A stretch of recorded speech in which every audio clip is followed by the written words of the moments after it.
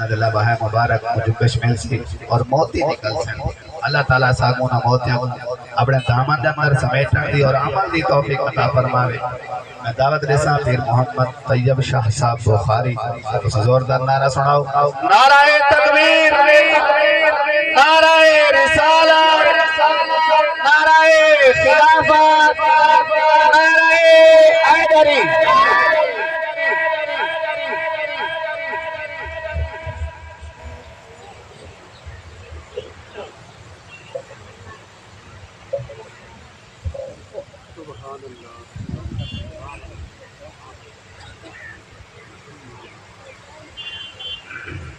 نحمده ونصلي ونسلم على سيد الأنبياء والمرسلين أما بعد فأعوذ بالله من الشيطان الرجيم بسم الله الرحمن الرحيم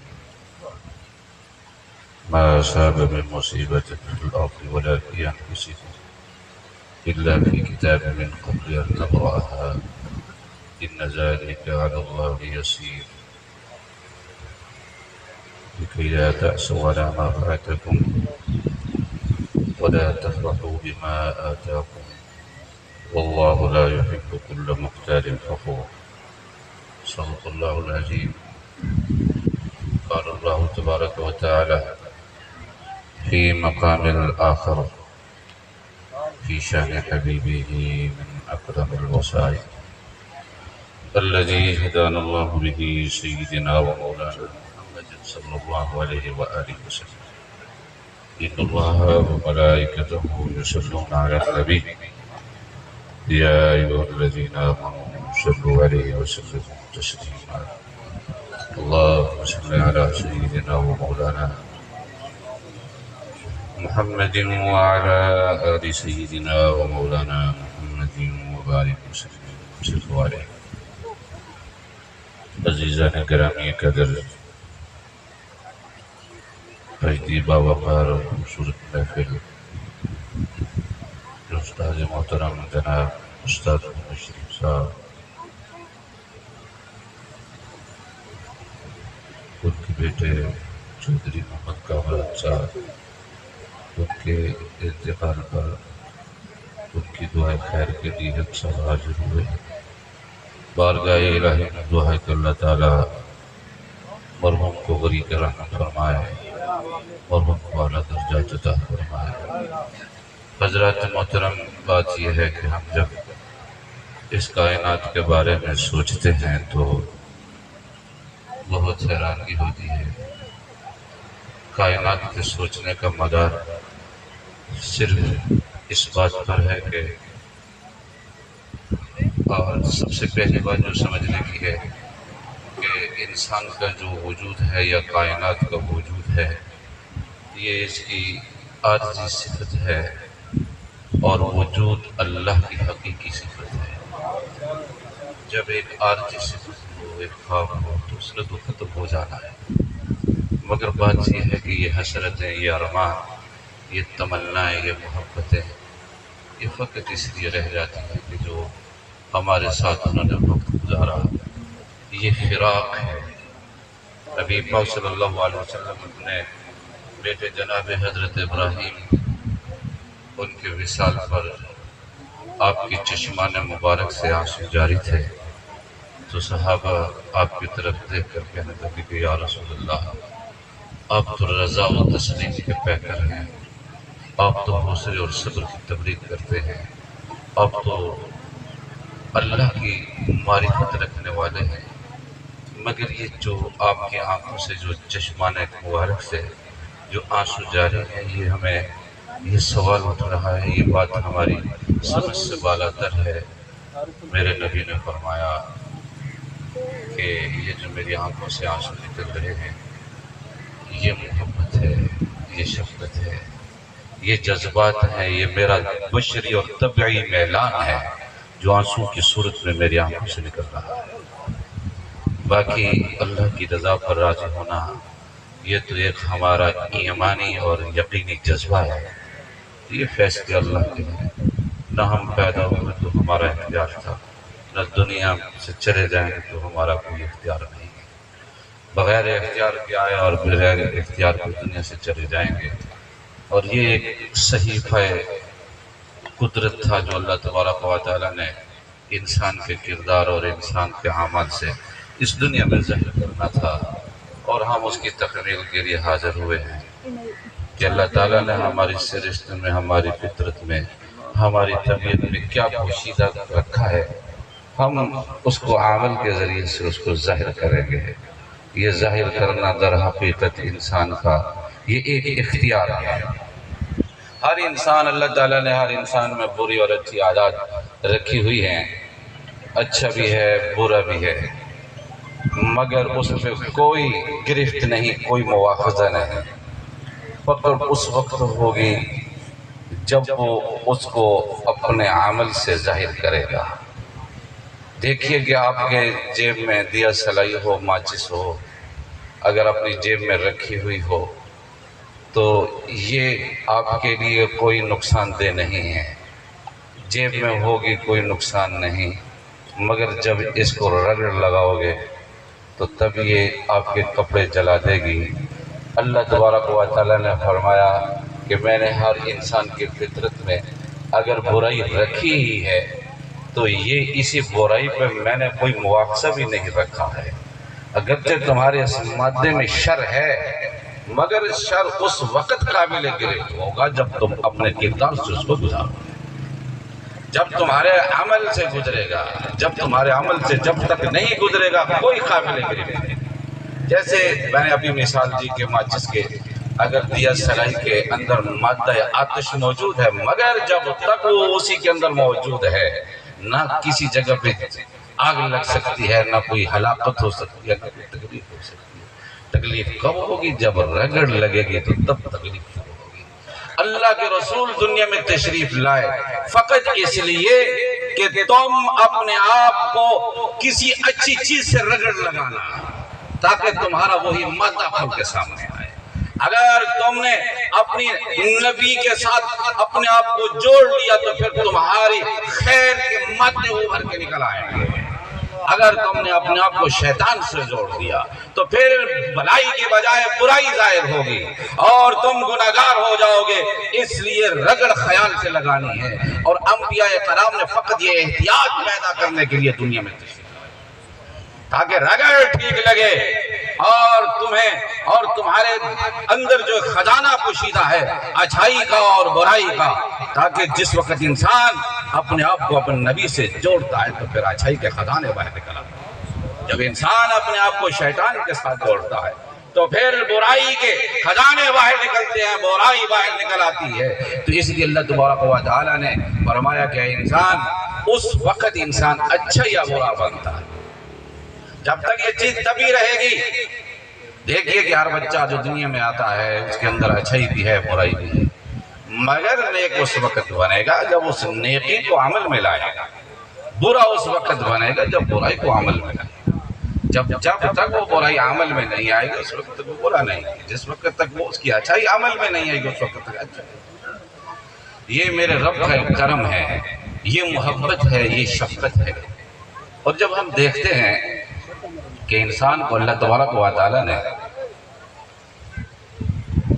مٹی سے پیدا کیا اور شیطان کو اللہ تبارک و تعالیٰ نے آگ سے پیدا کیا، اور ہم یہ سوچتے ہیں کہ بھئی انسان کو اللہ تعالیٰ نے آگ سے مٹی سے جو پیدا کیا اس میں حکمت کیا پوشیدہ تھی، اس میں کیا حقیقت تھی، کیا راز تھا، اور شیطان کو جو آگ سے پیدا کیا ہے اس میں کیا راز تھا۔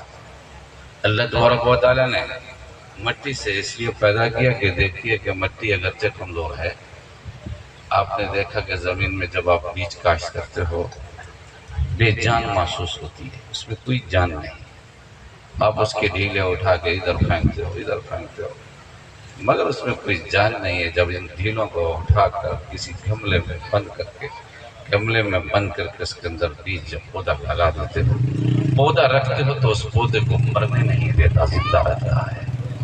اگر آپ اس کے اندر کوئی بیج کاشت کر دیتے ہو تو اس بیج کو نمودار کر دیتا ہے، اس کی حقیقت کھل کے سامنے آ جاتی ہے۔ یہ کس نسل کا بیج ہے، اس کا فائدہ کیا ہے، اس کا نقصان کیا ہے، اس کا پھل کیا لگتا ہے، پتے کیا ہیں، اس کی شادابی کیا ہے؟ تو پتہ چلا کہ مٹی میں خاصیت اللہ تبارک و تعالیٰ نے اصلاح کی رکھی ہے، تہذیب کی رکھی ہے، زندگی کی رکھی ہے، اس کے اندر زندگی ہے، مٹی میں زندگی ہے، اس کی طبیعت میں زندگی ہے، اور اس کی طبیعت میں چاک گریبان ہونا ہے اور اپنی حقیقتوں کو کھولنا اس مٹی کی خاصیت ہے۔ مٹی کی خاصیت یہی ہے کہ اس کے اندر حقیقتیں کھل کے سامنے آئیں۔ مٹی کی خاصیت اللہ تبارک و تعالیٰ نے آدم علیہ السلام کو مٹی سے پیدا اس لیے کیا ہے، اس لیے پیدا کیا کہ تاکہ ان کے ساتھ جڑ جانے سے انسان کی حقیقت واضح ہو جاتی ہے، اور ایک ایسی چیز ہے کہ انسان اپنے کردار کے ذریعے سے اور ان صحبتوں کے اور نسبتوں کے ذریعے سے انسان کے اندر پوشیدہ وہ خاصیتیں ابھر کے سامنے آ جاتی ہیں، ابھر کے سامنے آ جاتی ہے۔ یہ مٹی کی خاصیت ہے، ان کے ساتھ جڑ جانے سے زندگی ملتی ہے، اور ان کے ساتھ جڑ جانے سے ایک شکل ملتی ہے، ان کے ساتھ جڑ جانے سے ایک پھل ملتا ہے، اور ان کے ساتھ جڑ جانے سے اللہ تبارک و تعالیٰ نے ایک زندگی عطا کی۔ مگر آگ کی سرشت میں، آگ کی طبیعت میں اللہ تبارک و تعالیٰ نے ہلاکت رکھی، ہلاکت رکھی، تباہی رکھی۔ آپ اگر کسی چولہے کے اندر لکڑی جلاتے ہو، جو چیز اس آگ کی صحبت سے متاثر ہوتی ہے اس کا رنگ کیسا ہو جاتا ہے؟ کالا ہو جاتا ہے، اس کے رنگ میں سیاہی آ جاتی ہے، اور وہ اس قابل اگر کسی بیج کو مٹی میں ڈالو تو وہ زندہ کر دے گا، اگر یہی بیج آپ آگ میں ڈالو تو کیا ہوگا؟ ختم ہو جائے گا، ہلاک ہو جائے گا۔ اللہ تبارک و تعالیٰ نے فرمایا کہ یہ چیز میں نے واضح اس لیے کی ہے کہ جب تم یہ تمہاری فطرت اور دنیا کے بہت سارے کاموں کو میں نے آگ سے متعلق اس لیے کیا تاکہ تمہیں شیطان اصل طریقے سے سمجھ آ جائے کہ شیطان کی حقیقت کیا ہے، شیطان کی حقیقت کھل کے تمہارے سامنے آ جائے، اور دنیا کے بہت سارے امور، بہت سارے معاملات اللہ تبارک و تعالیٰ نے آگ سے جوڑ رکھے، آگ سے جوڑ رکھے تاکہ تمہیں شیطان سمجھنے میں آسانی ہو، شیطان سمجھنے میں آسانی ہو۔ اللہ تبارک و تعالیٰ نے فرمایا کہ دیکھو، ہاں آگ فائدہ اس وقت دیتی ہے جب تم اس سے اپنے آپ کو دور رکھو، شیطان فائدہ اس وقت دے گا جب آپ یہ تمہیں احتیاط کا راستہ دیتا ہے۔ یہ سمجھو کہ ایک روڈ ہے، اس روڈ کے آس پاس باڑیں لگی ہوئی ہے، وہ باڑیں اگرچہ اپنی طبیعت کے اعتبار سے وہ بری ہے، اگر ان کے نزدیک جاؤ گے آپ کے کپڑوں کو پھاڑ دے گا، آپ کے جسم کو زخمی کر دے گا، مگر راہگیر کو یہ ضرور بتائے گا کہ اس طرف آنا نہیں ہے، یہ راستہ تمہارے لیے خطرناک ہے۔ اور اسی لیے شیطان فقط تمہیں خطروں سے دور رکھنے کے لیے، تمہاری طبیعت میں احتیاط پیدا کرنے کے لیے اللہ تبارک و تعالیٰ نے پیدا کیا، اسی لیے پیدا کیا۔ اور اس کے بعد آپ نے دیکھا ہوگا کہ ایک شیشہ ہے، شیشہ اگر اس آئینے کے بالکل صاف، ایک مٹی کو جب صاف کیا جاتا ہے تو وہ آئینہ بن جاتا ہے، مٹی کو جب صاف کیا جاتا ہے وہ آئینہ بن جاتا ہے۔ اتنا صاف کرنے کے بعد وہ آئینہ ساز اس کی ایک سائیڈ پہ رنگ لگا دیتا ہے، سیاہ رنگ لگا دیتا ہے، حالانکہ اس کو اگر وہ صحیح طریقے سے، جس طریقے سے اس نے صاف کیا، اگر وہ رنگ نہ لگاتا، آپ کی نگاہ اس کے شیشے کے اندر ٹھہر نہ سکتی، جب نگاہ نہ ٹھہرتی تو آپ کو اپنی تصویر نظر نہ آتی، اور کالا رنگ اس لیے لگایا تاکہ آپ کی نگاہ اس آئینے میں ٹھہرے اور آپ کو اپنی صورت دکھائے۔ اللہ تبارک و تعالیٰ نے فرمایا کہ اس کائنات کو میں نے خوبصورت بنانے کے بعد یہ شیطان کی تخلیق اس لیے کی تاکہ یہ تمہیں اس کالک سے اور اس سیاہی سے تمہیں تمہاری حقیقتیں کھل کے سامنے نظر آئے کہ تمہاری حقیقت کیا ہے، تمہیں تمہاری صحیح اور اصل شکل نظر آئے، اور اس شیطان کی تخلیق سے انسان اپنی اصل شکل دیکھ سکتا ہے۔ نعرہ تکبیر، نعرہ رسالت، نعرہ خلافت، نعرہ حیدری۔ اور آپ نے دیکھا ہوگا کہ جب ہم دنیا سے جاتے ہیں تو دنیا سے جو ہمارے عزیز و قریب جاتے ہیں تو ہمارے دل میں ایک درد ہوتا ہے، ایک تکلیف ہوتی ہے، ایک حسرت ہوتی ہے۔ اس کی وجہ کیا ہے؟ اصل میں اس کی وجہ یہ ہے کہ ایک تو طبیعت کا تقاضا ہے، ایک طبیعت ابھرتی ہے محبت اور شفقت، میں نے ابھی نبی پاک صلی اللہ علیہ وسلم کے کامل بتایا۔ دوسرا ایک بات یہ ہوتی ہے کہ ایک ہماری عالم آخرت سے ناواقفیت کی بنیاد ہم پہ اس کے موت کے یا پریشانیاں جو ہیں ہمارے اوپر ظاہر ہو جاتی ہیں۔ میں آپ سے ایک مثال سناتا ہوں۔ ایک آدمی ہو، پتہ چلے کہ جناب فلاں شہر میں پہنچے اور فلاں شہر میں اس کو کمشنر بنا دیا گیا، کمشنر بنا دیا گیا۔ میں آپ سے سوال کرتا ہوں کہ جس وقت اس کی یہ خبر آپ تک پہنچے کہ وہ کمشنر ہے یا وزیر بنا دیا گیا، کیا اس کے والدین یا اس کے بھائی، اس کے عزیز یہ چاہیں گے کہ وہ اپنا یہ عہدہ چھوڑ کے ادھر ہمارے پاس آئے؟ بلکہ ایک حسرت پیدا ہوگی کہ ہم جائیں اور اس کی شان و شوکت دیکھیں اور اس کی عزت دیکھیں، اس کا وقار دیکھیں۔ اللہ تبارک و تعالی نے فرمایا کہ اے غم کرنے والو، اے اپنے آپ کو تکلیفوں میں مبتلا کرنے والو، تمہیں پتا ہے کہ وہ تم سے جدا ہونے والے وہ کس جگہ پہ پہنچ چکے ہیں۔ میں نے اس کو اپنی آغوش رحمت میں لے لیا ہے اور میں نے ان کو اپنے ساتھ، اور اللہ نام بھی اس لیے رکھا گیا، اللہ کا معنی ہی یہی ہے کہ جس سے لوگ چمٹ جائیں۔ فرمایا کہ وہ میری رحمتوں سے چمٹ چکا ہے، میری مغفرتوں سے چمٹ چکا۔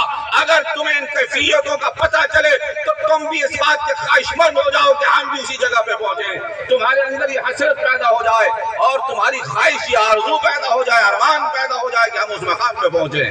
فرمایا کہ میں نے اس کو پوشیدہ اس لیے رکھا، پوشیدہ اس لیے رکھا کہ تاکہ تمہیں دنیا سے نفرت ہو جائے۔ یہ تمہارے کام کی چیز نہیں ہے، یہ عارضی چیز ہے، اور اس کو جو عارضی چیز ہوتی ہے اس کو خوف کہتے ہیں۔ یہ سویا، اس کے بعد جناب اٹھا۔ اللہ تبارک و تعالی نے فرمایا کہ دیکھو کہ دنیا میں پتہ نہیں ایک کاشتکار 1000 مرتبہ فصلیں کاشت کرتا ہے، اس کو اجاڑ دیتا ہے، دوبارہ تیار کرتا ہے۔ فرمایا کہ اس نے اپنے ہاتھ کے کیے ہوئے عمل سے یہ درس حاصل نہیں کیا کہ کتنی فصلیں تیار ہوئی اور کتنی فصلیں تباہ ہوئی اور کتنا کچھ اس نے حاصل کیا۔ فرمایا کہ یہ کائنات میری فصل ہے، یہ میری تجلیات کی آماجگاہ ہے، تم نے کتنی فصلیں تیار کر کے وہ اجاڑ دی ہیں، اور یہ میری فصل ہے، جب میں چاہوں اس کو اجاڑ دوں، جب میں چاہوں اس کو آباد رکھوں۔ اس کی آبادی اور اس کا اجاڑ یہ میرے قبضہ قدرت میں ہے۔ جس وقت چاہوں گا یہ فصل تیار رہے گی، اور جب چاہوں گا اس کو اجاڑ دوں تو پورے شہر کو اجاڑ کریں۔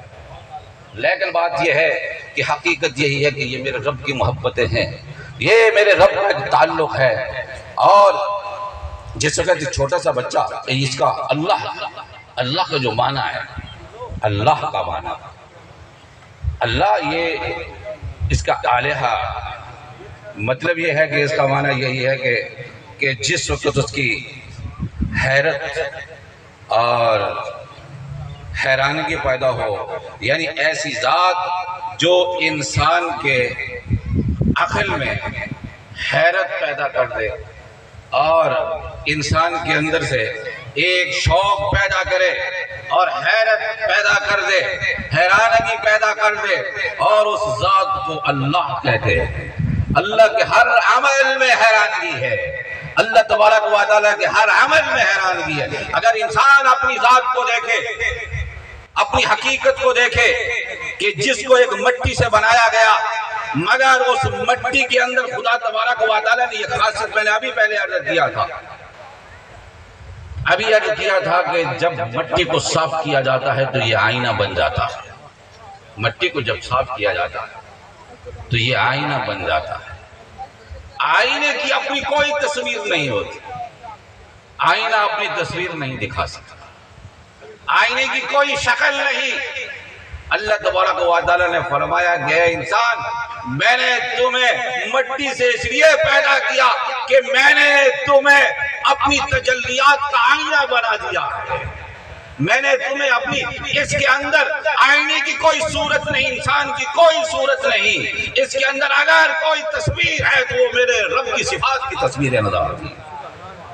اللہ تبارک و تعالی کی صفات کی تجلیات اس پہ نظر آتی ہیں. کبھی وہ غضب کی صورت میں نظر آتی ہیں، کبھی رحمت کی صورت میں نظر آتی ہیں، کبھی ناراضگی کی صورت میں نظر آتی ہیں، کبھی وہ رحمت اور شفقت کی صورت میں نظر آتی ہیں. یہ میرے رب کی یہ تصویریں، یہ اس کو آئینہ بنایا، مٹی سے بنایا اس لیے کیا ہے کہ اس کی اپنی کوئی تصویر نہ ہو، اس کا اپنا کوئی رنگ نہ ہو. اگر اس میں رنگ ہو تو صبغۃ اللہ ہو، اللہ کا رنگ ہو، اللہ کے رنگ کے علاوہ اس کے اندر کوئی رنگ نہ ہو. اگر اس کے اندر کوئی خوبصورتی اگر کردار ہے تو میرے دوستو وہ کردار کس چیز کا ہو سوائے خدا تبارک و تعالیٰ کے عمل کے، کوئی چیز اس سے ظاہر نہ ہو. ایک پرندہ ہے، اس کو ککڑس کہتے ہیں، اوناقا ویسے، اور وہ پرندہ ہے، اس کا یہ جو موسیقی ہے اس کی چونچ میں. اکثر لوگوں یہی سوال کرتے ہیں کہ بھائی انسان جب مٹی ہو گیا ہے، خاک ہو گیا، تو پھر یہ کیسے زندہ ہوگا؟ اس سے سوال جواب قبر میں کیسے ہوگا؟ میرے دوستو یہ قبر، اگرچہ یہ قبر ہے مگر یہ ایک دروازہ ہے. یہ ذہن میں رکھنا، قبر کیا ہے؟ ایک دروازہ ہے عالم برزخ کا. ایک دنیا میں انسان سفر کر کے چلا جاتا ہے. انسان قبر میں نہیں ہوتا ہے، ایک دنیا میں پہنچ جاتا ہے. جیسے ماں کا پیٹ، شکم مادر ایک دروازہ ہے اس جہان میں آنے کا. اللہ تبارک و تعالی نے قبر اس جہان میں عالم برزخ میں جانے کے لیے ایک دروازہ رکھا ہے.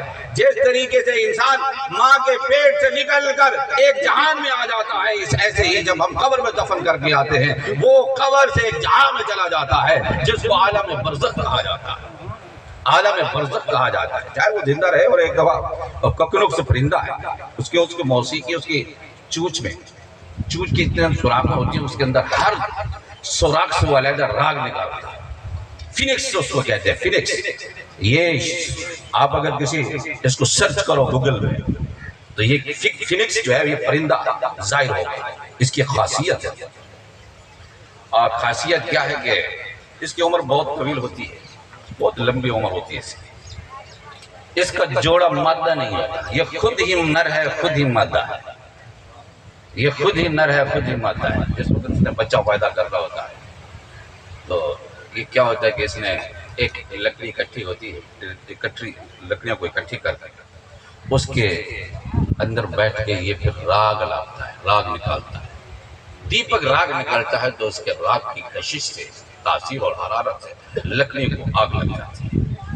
جیسے آگ لگتے ہی اسی آگ کے اندر یہ جل کے مر جاتا ہے. جب بارش آتی ہے اس راہ پہ بارش پڑتی ہے، اللہ تبارک و تعالیٰ اسی راہ کو انڈے کی شکل سے ویسی شکل کا پرندہ نمودار کر دیتا ہے، ویسی شکل کا پرندہ نمودار ہو جاتا ہے. اگر آپ کہیں گے یار یہ کیسے ہو سکتا ہے، کبھی آپ نے تخم انسانی پہ غور کیا کہ ایک آدمی 50 بچے پیدا کر رہا ہے؟ کیا ہے؟ تم ککنوس پہ حیران ہو. یہ تو خاصیت ہے تمہاری طبیعتوں میں موجود ہے کہ تم اپنی شکلوں کے پتہ نہیں کتنے انسان پیدا کرنے کی صلاحیت رکھتے ہو.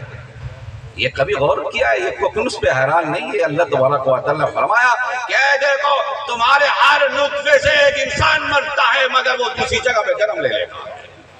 اور تمہاری طبیعتوں سے کتنے مادے نکلتے ہیں مگر ہر مادے سے ایک انسان پیدا ہو جاتا ہے. میں نے تمہاری طبیعتوں میں یہ خاصیت رکھی ہے کیونکہ جو تم میری قدرت اور عظمت کا نمونہ پیش کر سکتے ہو اس کے علاوہ کائنات میں کوئی ایسی مخلوق نہیں جو میرے قدرت اور عظمتوں کا مظاہرہ کر سکے سوائے انسان.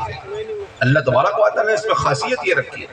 اگر ہم اپنے آپ کو دیکھیں میری دوستو، جب آپ ایک نوالا اپنے منہ میں ڈالتے ہو، نوالا اپنے منہ میں ڈالتے ہو، بے جان نوالا ہوتا ہے، اس کو پیس کے رگڑ کے جب معدے میں پہنچا دیتے ہو، اللہ تبارک و تعالیٰ نے فرمایا کہ اے انسان کبھی تو نے اس نوالے پہ غور کیا؟ ایک مردہ نوالے کو جب تم اپنے معدے میں ڈالتے ہو لیکن تمہاری اس مشینری میں تمہاری اس طبیعت میں یہ خاصیت ہے کہ اس بے جان لقمے کو جان پیدا کر دیتا ہے، تمہیں توانائی ملتی ہے، تمہیں طاقت ملتی ہے۔ فرمایا کہ یہ تم اس حقیقت سے کھل کے سامنے آتی ہے یہ حقیقت کہ انسان در حقیقت اس میں ایک مزاج ایسا ہے کہ اس کے اندر زندگی ہی زندگی ہے، زندگی ہی زندگی ہے، زندگی ہی زندگی ہے۔ اور اس لیے میں آپ سے عرض کروں گے،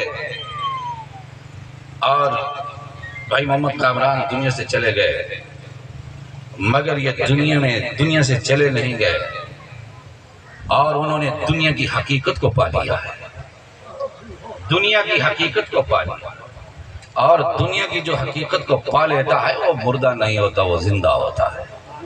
اور دنیا کی حقیقت کیا ہے؟ وہ رب العالمین اللہ کی آغوش قدرت کو پا لینا۔ میرے دوستو یہ زندگی ہے، اور اپنی زندگیوں کو خوبصورت بناؤ۔ آپ کی زندگی کا حسن اور انسان کے کردار کی سب سے بڑی چیز جو ہے وہ نبی اکرم صلی اللہ علیہ وسلم کی اتباع ہے۔ سرکار دو عالم صلی اللہ علیہ وسلم کے سائے میں آنا۔ اتباع کا معنی یہ ہوتا ہے کہ کسی کے سائے میں آ جانا، اور اتباع رسول صلی اللہ علیہ وسلم فرمائے فَاتَّبِعُونِي يُحْبِبْكُمُ اللَّهُ، تم اپنے آپ کو لیلا کے شہر میں لے آؤ، جب لیلا کے شہر میں لے آؤ گے مجنو تم سب سے محبت کرے گا۔ فرمایا کہ تم محبوب بن جاؤ گے کیونکہ تم لیلا کے شہر میں رہتے ہو۔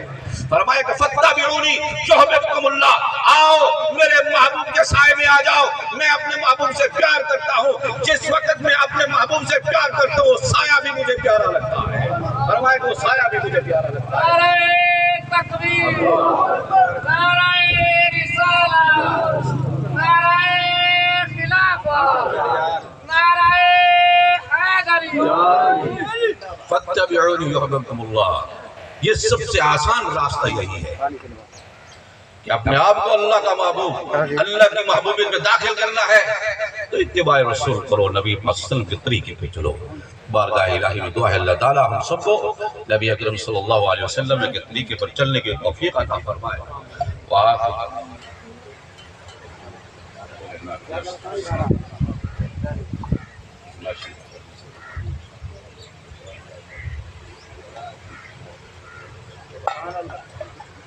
درود پاک اللہم صلی اللہ علیہ وسلم۔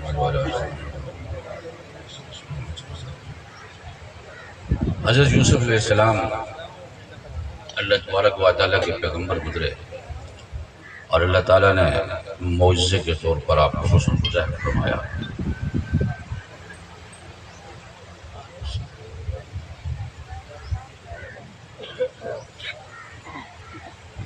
اللہ تبارک و تعالیٰ نے حضرت یوسف علیہ السلام کو بادشاہ بنایا، اور بہت حسین و جمیل تھے۔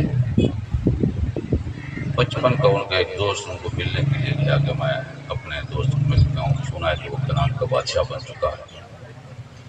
اور اس میں حضرت یوسف علیہ السلام کی زندگی جب ہم دیکھتے ہیں، اور ان کی زندگی دردوں سے بھری ہوئی ایک زندگی ہے، مگر جس کا نتیجہ ہم دیکھتے ہیں تو ایک بادشاہ وقت ظاہر ہوتے ہیں۔ اور آپ دیکھو کہ بچپن میں چھوٹے سے تھے، اس کے بعد کنویں میں ڈالے گئے، کنویں سے نکالے، بیچے گئے، بازار میں پہنچے، ایسے بکتے بکتے بکتے بکتے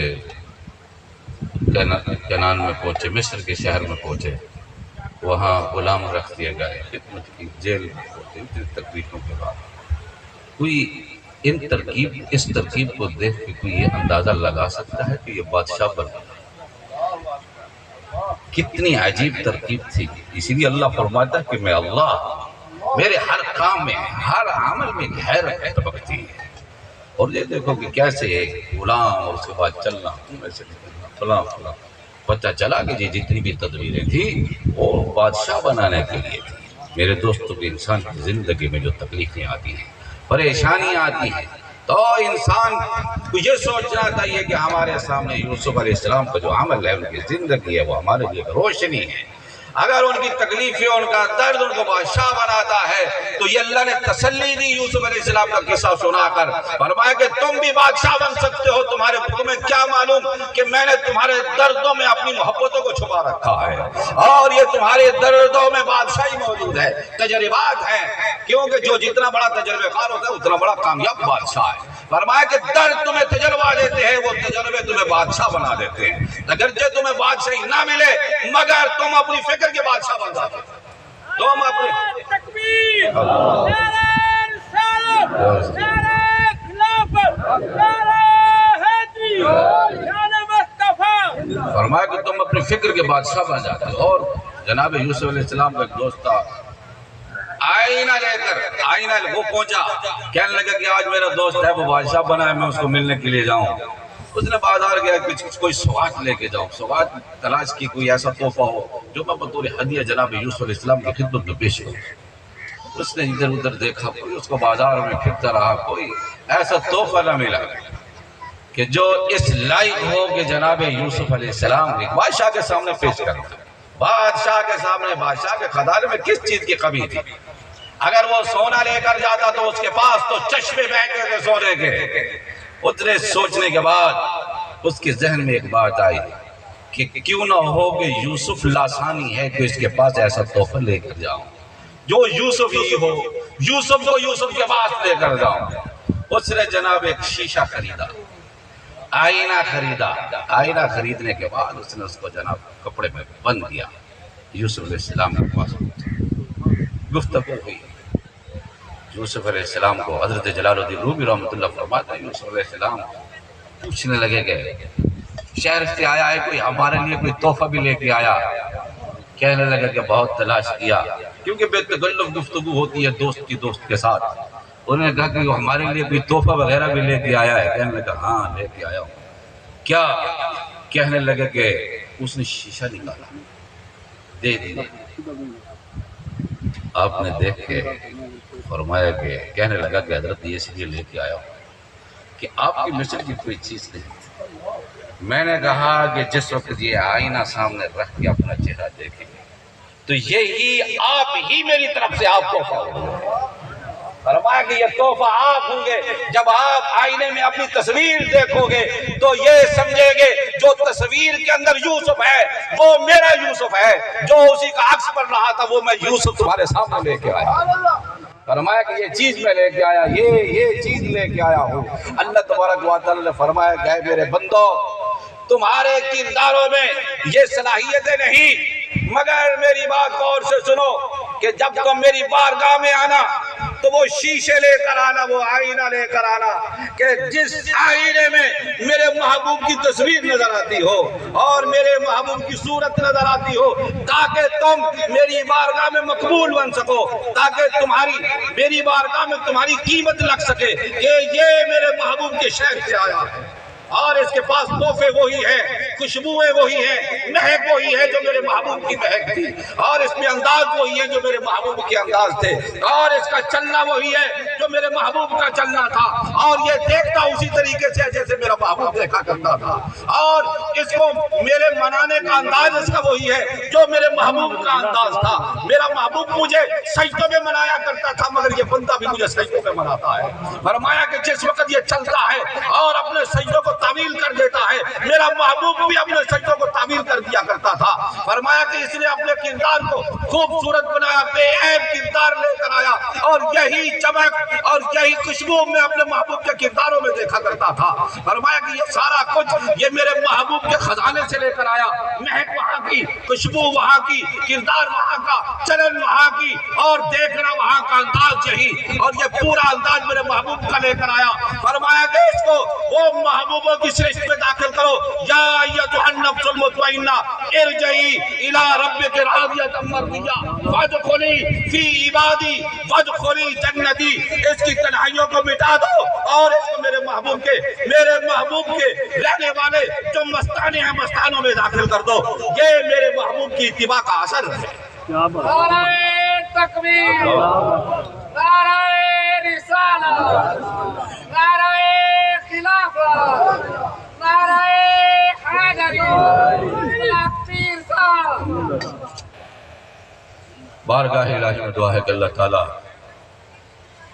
ہم سب کو، اور طبیعت میری جو ہے وہ جواب دے گئی ہے، بارگاہ الہی میں دعا ہے کہ اللہ تعالی ہم سب کو عمل صالح کی توفیق عطا فرمائے۔ اللہ تعالی ہمارے کردار کو ہماری زندگیوں کو حسین بنائے اور خوبصورت بنائے. وتفعل سید الانبیاء صلی اللہ علیہ وسلم. وآخر دعوانا ان الحمد للہ رب العالمین.